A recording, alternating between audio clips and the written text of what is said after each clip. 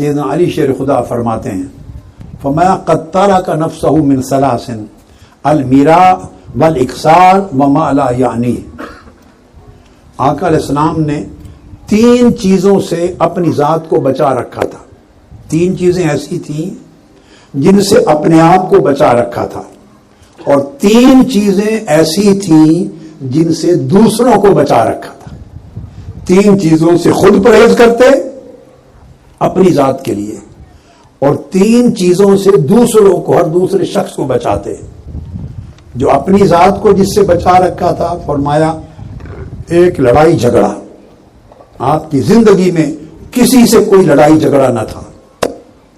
ایک شخص مکی اور مدنی زندگی کے 63 برس میں نہیں ملتا جس سے آقا علیہ السلام کی کبھی لڑائی ہو، تلخ کلامی ہوئی ہو، کبھی جھگڑا ہوا۔ ایک بھرپور انسانی بشری زندگی گزاری، خامند بھی تھے، ازواج مطہرات تھی، اولاد کے باپ بھی تھے، کسی کے رشتہ دار بھی تھے، کسی کے پڑوسی بھی تھے، تجارت بھی کی، معاملات بھی کیے، واز بھی کیا، بھرپور زندگی گزاری، مگر 63 برس میں کسی سے لڑائی نہیں ہے۔ اس سے اپنی ذات کو بچا رکھا تھا، اور لڑائی سے مراد کسی سے بحث و تکرار نہیں کرتے تھے اور کیل و کال نہیں کرتے تھے، یعنی کسی سے کلام ہوا تو کلام میں جھگڑا نہیں ہوا، بحث و تکرار تو میں نہیں ہوئی۔ اور دوسری چیز جس سے اپنے آپ کو بچا رکھا تھا وہ کثرت مال، دولت سمیٹنا، یعنی دنیا کا حرص، طمع اور لالچ اور دنیاوی مفادات کے پیچھے جانا، اس سے اپنی زندگی کو بچا رکھا تھا۔ بے نیاز تھے، بے نیاز تھے، فقیری میں امیری تھی، فاقہ میں سیرابی تھی، کچھ نہیں اگر ظاہراً تب بھی ساری کائنات ہاتھ میں تھی، اتنا غنا تھا، اور طمع اور لالچ سے اتنا پاک تھے۔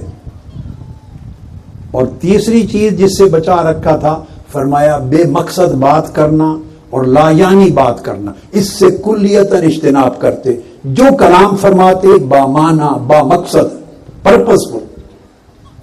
اور 3 چیزیں ایسی تھی، وَتَرَكَ النَّاسَ مِنْ ثَلَاثٍ لَا يَذُمُّ أَحَدًا وَلَا يَعِيبُهُ وَلَا يَطْلُبُ عَوْرَتَهُ۔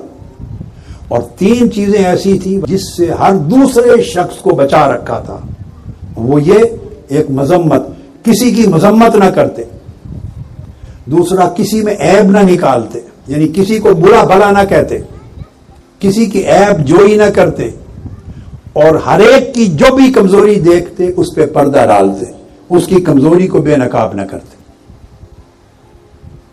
اب آقا علیہ السلام کی یہ سیرت طیبہ ہمیں دین کی دعوت کا ایک منہج اور اسلوب دیتی ہے۔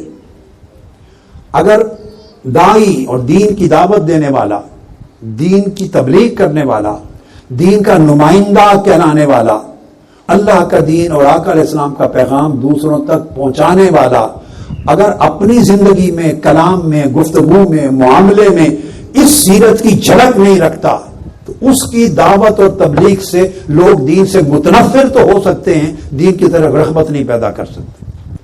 آقا علیہ السلام کی سیرت طیبہ بھی دیکھیے اور اپنے احوال بھی دیکھیے، اس وقت ہو کیا رہا ہے، اس وقت کیا ہو رہا ہے۔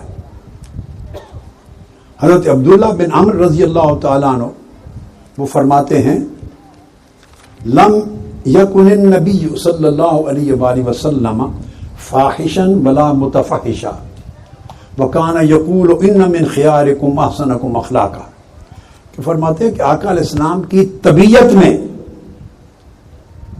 سخت یا بری بات کہنا طبیعت میں ہی نہیں تھی، اور طبیعت میں بد کلامی، سخت کلامی نہیں تھی، اور ہمیشہ ہر ایک کو یہ کہتے کہ تم میں سے بہترین شخص وہ ہے جس کے اخلاق بہترین ہیں۔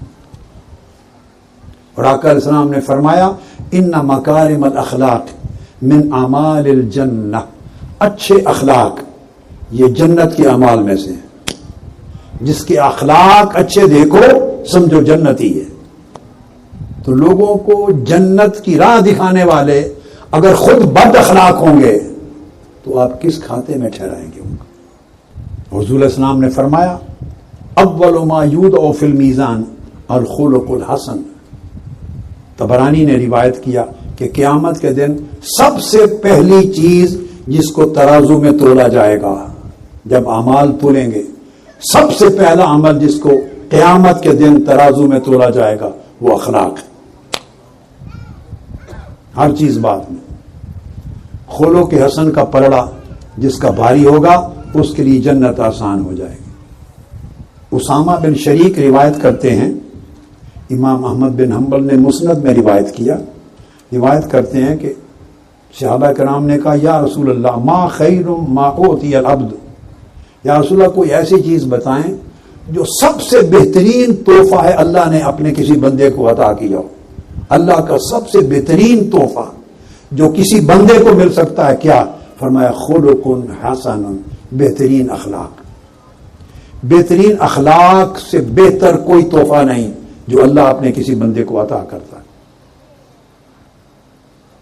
ابو ہریرہ رضی اللہ تعالیٰ عنہ روایت کرتے ہیں مسند احمد بن حنبل میں، آقا علیہ السلام نے فرمایا جب پوچھا گیا سئل رسول اللہ صلی اللہ علیہ وسلم عن اکثر ما یدخل الناس الجنہ، یا رسول اللہ وہ عمل کون سا ہے جو سب سے زیادہ لوگوں کو جنت میں داخل کرے گا؟ وہ عمل بیان کریں، فرمائیے جس کے باعث سب سے زیادہ لوگ جنت میں جائیں گے۔ آقا علیہ السلام نے فرمایا تقوی اللہ و حسن الخلق، اللہ کا تقوی اور حسن اخلاق، اس کے ذریعے سب سے زیادہ لوگ جنت میں داخل ہوں گے۔